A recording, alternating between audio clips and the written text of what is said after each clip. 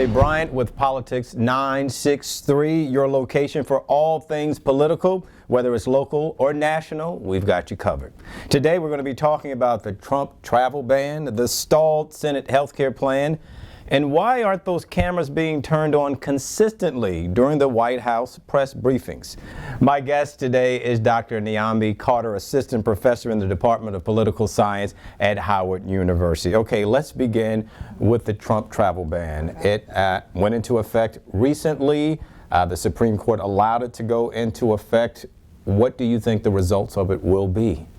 I don't know. I mean, I think at this point, this is a bit of political football, right? So that Donald Trump said he was going to do something, which was keep out these Muslims who are dangerous, and the Supreme Court at least said he can do that.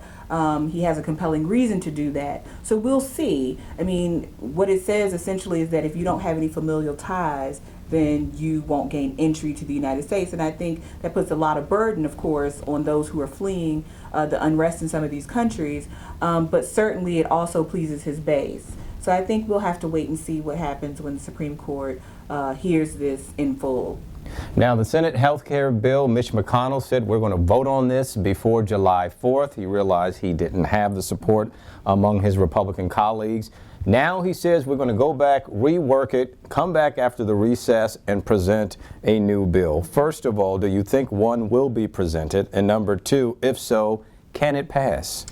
I'm not sure. I mean, they've had 8 years to work on something, and so far they've not been able to put anything together that would get the votes, even from their own side. And I think part of the big problem, of course, is that people really like their health care. I mean, you're talking about people who are some of the most vulnerable, the elderly, those with pre-existing conditions, those who are low income, who may not actually have what they need to survive. And I think for most people, they see this as a Republican ploy to give tax breaks to the wealthy and take away a much vital resource to those who are least able to afford it. And so I'm not certain that they'll be able to present something short of the ACA that will pass. And he has some Republicans in his caucus who have constituents, right, in certain states that do not support that type of extreme bill, as some would see it.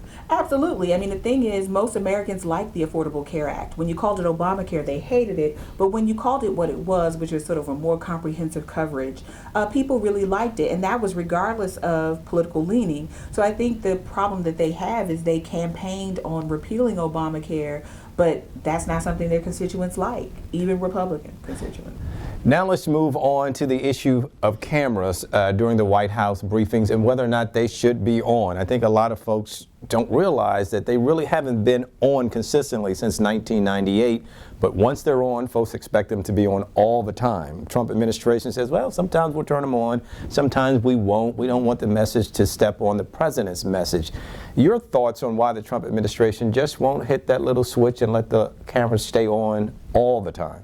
Well, I think since President Trump has campaigned, I mean, he's always talked about the fake news and how the media is out to get him and those kinds of things. So I think this plays into this narrative of a hostile media that is attempting to delegitimize his presidency. And I think we saw this the other day when Sarah Huckabee Sanders made the claim that the media doesn't use source material and those kinds of things. And you had a reporter saying, this is slanderous, right? That we actually do a job here and we report what's available to us because our job is to the public, our responsibility is to the public and not to the White House.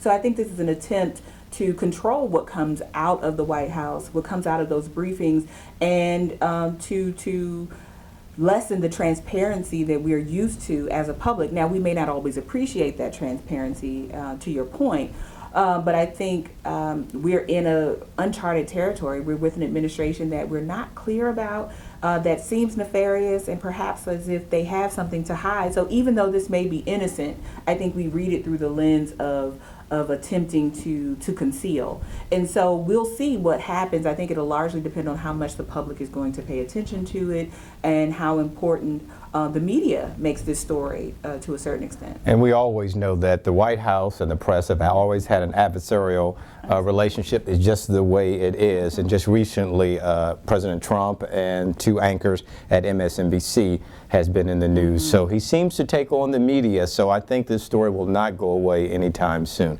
Dr. Carter, thanks for joining us. We always appreciate your expertise. That's Politics 963. I'm Bramante Bryant. Make sure to stay connected with us on Twitter, Facebook, and Instagram at Politics 963.